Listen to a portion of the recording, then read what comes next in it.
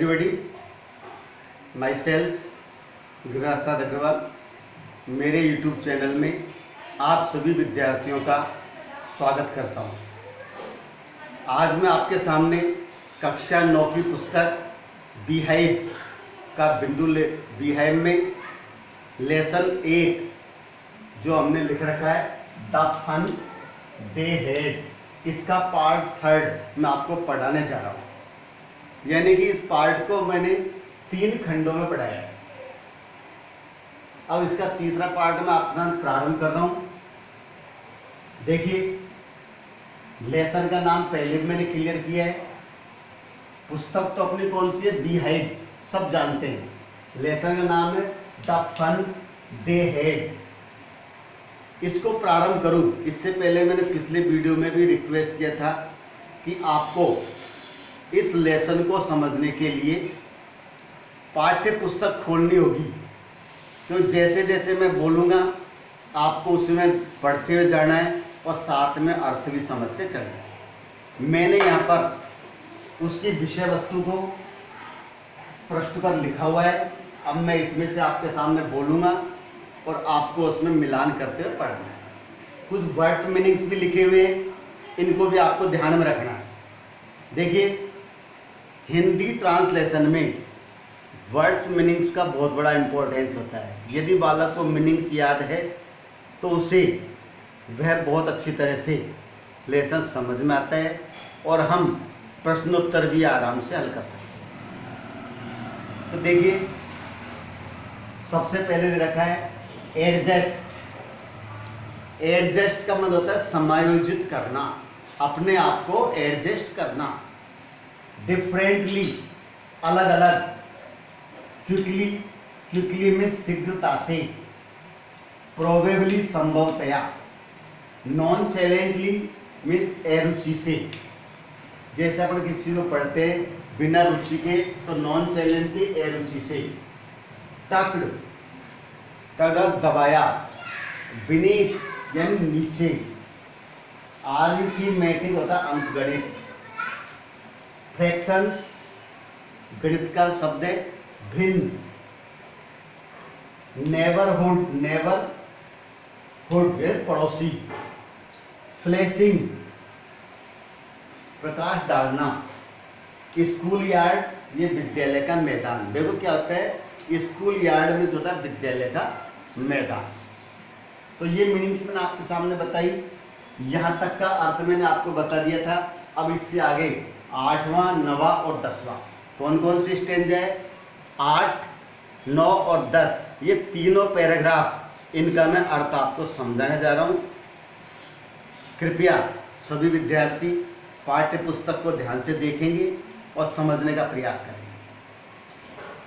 देखिए, यहाँ पर दिया है but my mother says a teacher has to be adjusted to fit the mind of each boy and girl. But my mother says, इसमें but my mother says, लेकिन मेरी माँ कहती है। A teacher has to be adjusted, उसे adjust होना पड़ता है, टीचर को समायोजन करना पड़ता है। किससे? To fit the mind of each boy and each girl, प्रत्येक लड़के और लड़की के दिमाग के अनुसार टीचर को अपने आप एडजस्ट करना पड़ता है और बालक के लेवल के अनुसार उसे फिट होना पड़ता है। आगे दिए it teacher and that each kid has to be taught differently. It teaches same thing, वो समान वस्तु को पढ़ाता है। And that each kid has to be taught differently, और प्रत्येक बच्चे को अलग अलग क्या है, अलग अलग तरीके से पढ़ाना होता है। Just the same they didn't do it, just the same, ठीक उसी तरह से। जस्ट द सेम, ठीक उसी तरह से। दे डिडंट डू इट, उन्होंने ऐसा नहीं किया। दे, वे, देम, उस तरीके से। If you don't like it, तो if you don't like it, यदि तुम इसे पसंद नहीं करते हो, तो you don't have to read the book, तुम्हें पुस्तक पढ़ने की आवश्यकता नहीं। टॉमी कह रहा है कि तुम्हें इसे पसंद नहीं है तो तुम्हें पुस्तक पढ़ने की आवश्यकता नहीं। आगे दिया है I didn't say like it, मार्जी said, मार्जी ने कहा कि मैंने ऐसा नहीं कहा, आई डिडंट से, मैंने ऐसा नहीं कहा। She wanted to read about those funny school, she wanted to read, वह पढ़ना चाहती है, she wanted to read about those funny school, वह उन फनी स्कूल्स के बारे में, उन मनोरंजक विद्यालय के बारे में पढ़ना चाहती थी। They were not even half finished, तो they were not even half finished, उन्होंने लगभग यहाँ तक कि आधा भी समाप्त नहीं किया। When मार्जीज मदर काइड, जब मार्जी की माँ ने उसे आवाज लगाई, तो when मार्जीज मदर काइड, जब मार्जी की माँ ने आवाज लगाई। मार्जी स्कूल, किसके बारे में? उसको याद दिलाया कि मार्जी तुम्हारे विद्यालय का समय अब हो गया है। मार्जी looked up, not yet mama, मार्जी ने ऊपर देखा, मार्जी लुक्ड अप, ऊपर देखा, नॉट येट ममा, उसका ममा अभी तक नहीं, अभी मेरा समय नहीं हुआ। नाउ अब, said mistress Jones, mistress Jones ने कहा अब, and it's probably time for Tommy to, it's probably time Tommy for to, तो संभवतः ऐसा लगता है टॉमी के स्कूल का समय भी अब हो गया है। जब मार्जी की माँ ने मार्जी से कहा कि मार्जी स्कूल, तो उसका अभी नहीं ममा, फिर उसने कहा कि ऐसा है टॉमी के स्कूल का समय भी शायद अब हो चुका है। Margie said to Tommy, Margie ने टॉमी से कहा, किताब में देखेंगे Margie said to Tommy, Margie ने टॉमी से कहा, can I read the book some more with you after school, क्या मैं विद्यालय के बाद तुम्हारी पुस्तक को और पढ़ सकती हूँ? यानी विद्यालय जैसे समय के बाद इस पुस्तक को मैं और पढ़ सकती हूँ? तो उसने कहा मे बी, हो सकता है। ही सेड, उसने कहा, नॉन चैलेंजली, बिना किसी रुचि दिखाते हुए, अरुचि से उसने कहा हो सकता है, पढ़ लेगा। ही वॉकड अवे विस्लिंग, वह सीटी बजाते हुए वहां से चला गया। देखो दोबारा, ही वॉकड अवे विस्लिंग, सीटी बजाते हुए वहां से चला गया। The dusty old book tucked beneath his arm, dusty old book, देखो टक्ड, टक्ड में से दबाया, बीनीथ यानी नीचे, आर्म में होता है कांख, जैसे मैंने डंडे को दबाया हुआ है, तो उसने पुस्तक को इस प्रकार से दबाया और वहां से चल दिया। Margie went into the school room, अब मार्जी भी स्कूल रूम में गई। Margie went into the school room, school room में विद्यालय के कक्ष में गई। It was right next to her bedroom, कहाँ था विद्यालय? It was right next to his bedroom, उसके बेडरूम के जस्ट बगल में, जहां पर वो सोती थी। कौन? मार्गी, उसके बगल में ही था। And teacher and the mechanical teacher was on and waiting for her, और जो कंप्यूटर टीचर था वहां पर बैठा हुआ था और वह मार्जी की प्रतीक्षा कर रहा था। It was always on at the same time every day, तो इट वॉज ऑलवेज, ऐसा हमेशा ही होता था। एवरी डे मीन्स प्रतिदिन, कब होता था? प्रतिदिन ही होता है। एट द सेम टाइम, सही समय पर, या रोज एक ही समय पर ऐसा होता था, एक्सेप्ट कब? केवल सैटरडे एंड संडे, केवल सैटरडे एंड संडे, शनिवार और रविवार को ऐसा नहीं होता। वह हमेशा सेम टाइम पर स्कूल चलता था, कंप्यूटर टीचर आता था और उसे पढ़ाता था। केवल सैटरडे और संडे को ऐसा नहीं होता। अब यहाँ पर आपके क्वेश्चन बन सकता है, where was Margie school? Margie का स्कूल कहाँ था? तो it was right next to her bed. आगे देखिए, केवल सैटरडे और संडे के अलावा हमेशा सेम टाइम पर वो चलता है। बिकॉज हर मदर सेड, कि उसकी माँ ने कहा, little girls learned better if they learned at regular hours. Little girl learned better, क्या बताया? कि छोटी लड़कियां बहुत अच्छे ढंग से इसको क्या है? सीखती है, बेहतर ढंग से। इफ, कब सीखती है? दे लर्नेड एट रेगुलर आवर्स, यदि वो इसे नियमित समय पर, रोजाना सही समय पर सीखे तो वो इसको अच्छे ढंग से सीख सकती है, यानी नियमितता होनी चाहिए। The screen was lit up and it said, screen was lit up, computer की स्क्रीन चमकने लगी, प्रकाशित हुआ, एंड उसमें कहा, today's arithmetic lesson is on the addition of proper fiction. क्या कहा इसमें? कि आज का जो अंक गणित का लेसन है, अरिथमेटिक दे रखा है मैंने, ये रहा अरिथमेटिक, इट मीन्स अंक गणित।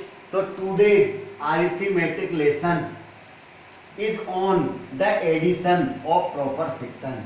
जो उचित भिन्न, प्रॉपर फिक्शन होता है उचित भिन्न के जोड़ पर है, उचित भिन्न के जोड़ पर है। आज का पार्ट क्या है? जो प्रॉपर फिक्शन होती है उसके जोड़। तो गणित के लेसन वहां पर था, प्रॉपर फिक्शन। इसके बाद दिए, please insert yesterday's homework in the proper slot. कृपया उचित रिक्त स्थान में पिछले दिन का गृह कार्य इंसर्ट करो, उससे दिखाओ। इसमें प्लीज इंसर्ट यस्टरडे होमवर्क, कल का होमवर्क इसमें पूरा करो। 10वां पैराग्राफ है, मार्जी डिड सो विद ए साई। मार्जी ने गहरी श्वास लेकर उसने ऐसा कार्य किया। कौन सा कार्य किया था? पिछले दिन का होमवर्क इंसर्ट किया। तो मार्जी डिड सो विद ए साई, एक गहरी श्वास लेकर उसने ऐसा किया। She was thinking about the old school, वह पुराने विद्यालय के बारे में सोच रही थी। She was thinking about the old school, पुराने विद्यालय के बारे में वो सोच रही थी। They had when her grandfather was a little boy. कब के विद्यालय के बारे में सोच रही थी भाई? जब उसके दादाजी के दादाजी छोटे बालक थे, उस समय के बारे में सोच रही थी। जबकि यहाँ पर आने वाले फ्यूचर का स्कूल कैसा होगा वो बताया जा रहा था। और ये कहाँ सोच रही थी? अतीत के बारे में, जब उसके दादाजी के दादाजी क्या थे? छोटे बालक। कितनी पुरानी बात होगी। नेक्स्ट आगे दिया है, all the kids from the whole neighbourhood came laughing and shouting in the school. All the kids, सभी बच्चे, फ्रॉम द नेबरिंग हाउस, पड़ोसी के घर से जो बच्चे थे वो हंसते हुए चिल्लाते हुए आते थे स्कूल यार्ड में, स्कूल के मैदान में सब बच्चे आते थे। Sitting together in the school room, school room में वो एक साथ बैठते थे। Sitting together in the school room में वो एक साथ बैठते थे। Going home together at the end of the day, और दिन समाप्त होने पर वो साथ साथ अपने अपने घर जाते थे। तो दिन खत्म होने और साथ साथ अपने घर वो जाते थे। With the end of the day they learned the same things. क्या सीखते थे? सेम थिंग से समान चीज वो स्कूल में वो सीखते थे। So they could help one another with the homework and talk about it. यानी एक ही टॉपिक को वो सीखते थे ताकि वो होमवर्क में एक दूसरे की सहायता कर सकते थे और आपस में इसके बारे में बातें कर सकते। तो दे कुड हेल्प वन अनदर, एक दूसरे की सहायता कर सकते थे। एंड टॉक अबाउट इट, और इसके बारे में बातें भी कर सकते थे। And the teachers were people, और टीचर्स कौन होते थे? हम जैसे लोग ही होते थे जो उनको क्या है स्कूल में पढ़ाते थे। The mechanical teacher was flashing on the screen. Mechanical teacher जो था कंप्यूटर की स्क्रीन पर प्रकाश डाल रहा था। वेन क्या कह रहा था? When we add fraction 1/2 and 1/4, जब हम 1/2 और 1/4 को जोड़ते हैं।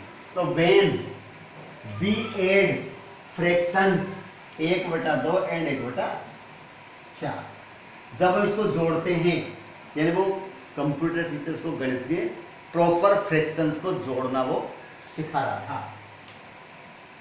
मार्जी was thinking about now about how the kids must have loved it.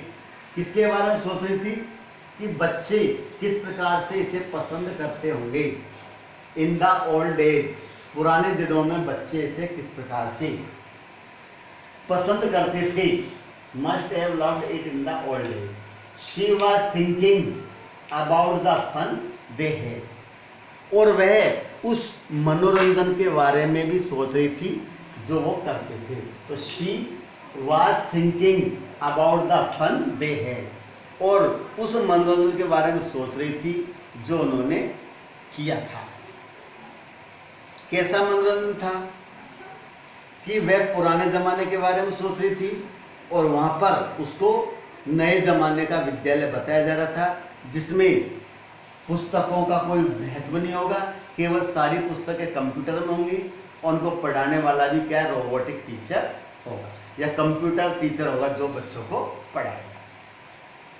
बच्चों को कोई किताब नहीं होगी, केवल कंप्यूटर पर ही उसकी स्क्रीन पर ही किताबें होंगी, उसी में स्लॉट आएगा जिसमें होमवर्क करना होगा और वहीं पर टेस्ट भी उसको देने पड़ते हैं। तो ये आज का हमारा लेसन था। पार्ट 1 कंप्लीट हुआ। अगले वीडियो में आपके सामने अगला बिंदु लेकर हाजिर होऊंगा। तब तक के लिए धन्यवाद।